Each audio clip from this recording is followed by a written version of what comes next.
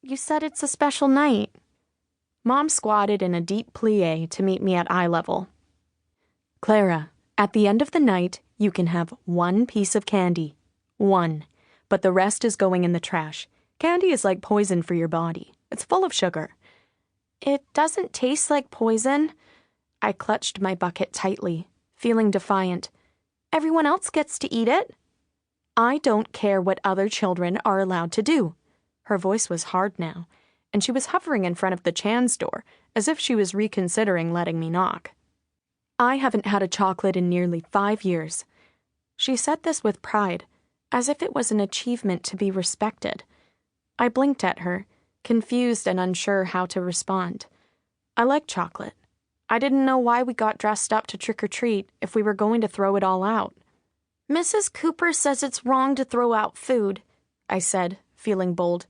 She says there are poor children who are hungry. Poor children don't need sugar and high-fructose corn syrup any more than rich ones, Mom snapped. She placed her hands on her narrow waist. No one needs to be overweight. It's unhealthy, and I especially don't want that for you. My lower lip trembling, I nodded my head. I knocked on the rest of the doors, but my heart was no longer in it. I watched as grinning neighbors plunked Smarties and Junior Mints and Hershey Kisses into my bucket, knowing that at the end of the evening, it would all disappear. At the end of the night, I fished out a Kit Kat, my favorite candy bar, and held it tightly. Throw the rest of it out, Mom commanded, pointing at the trash bin. Go on, dump it. I watched, pained, as the colorful confections tumbled from my pretty bucket into the filth of the garbage can, mixing with banana peels and coffee grinds. When she wasn't looking, I swiped a Butterfinger and 2 lollipops, tucking them into my leotard sleeve. I polished off the Kit Kat, but it didn't taste as sweet as usual. When I was done, I noticed my stomach peeking over the top of the tutu waistband. I tapped at it, willing it to deflate, but it remained, soft and round, bulging like an inflated balloon. Suck in your stomach, I whispered to myself, inhaling again. Still holding my breath, I rushed back to the garbage disposal and threw in the remaining treats. My hand frozen momentarily in midair. I almost reached to retrieve them. I turned away, the regret mingled with pride. The high school counselor called it orthorexia. We had a special conference, me, her, and Mom, after I was spotted surreptitiously using one of the chem lab scales to weigh apple slices. Mrs. Cartwright, or Call Me Jane, as we referred to her behind her back, sat at her desk, which was cluttered with textbooks and education journals, and stared at my mother, gesturing at her computer screen. It was just past the lunch hour, and on the corner of the desk were dirty plastic containers, still smelling faintly of reheated spaghetti bolognese. There was also an open can of Fanta. Regular Fanta, not diet. My mother nodded politely at Call Me Jane, but her eyes kept straying towards the soda.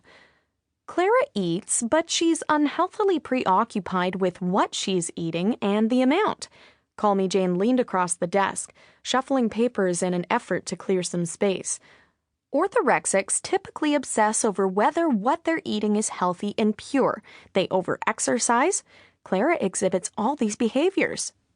It felt weird, being referred to in the third person while sitting right there. I cleared my throat, trying to signal my displeasure. Clara? Call Me Jane looked over at me, and I noticed she had a small smudge of bolognese sauce on her left cheek. Would you like to say something? I played with a strand of my hair, twisting it around my index finger. It's just, I don't think it's fair to single me out for trying to be healthy. I released the hair, which immediately drooped, refusing to be anything other than straight. Why is it okay for people to have, like, chips and a chocolate bar for lunch, but I'm in trouble because I want to eat quinoa and work out after school? I noticed my mother's bobbing head out of the corner of my eye and felt a surge of resentment, even though she was agreeing with me. But, Clara, Call Me Jane put on her best concerned counselor face and pointed again to the laptop screen, which is open to the Wikipedia entry on orthorexia. Some healthy eating and exercise is good, but taken to extremes, it's dangerous. For example, how much time do you spend exercising per week? I shifted uncomfortably in my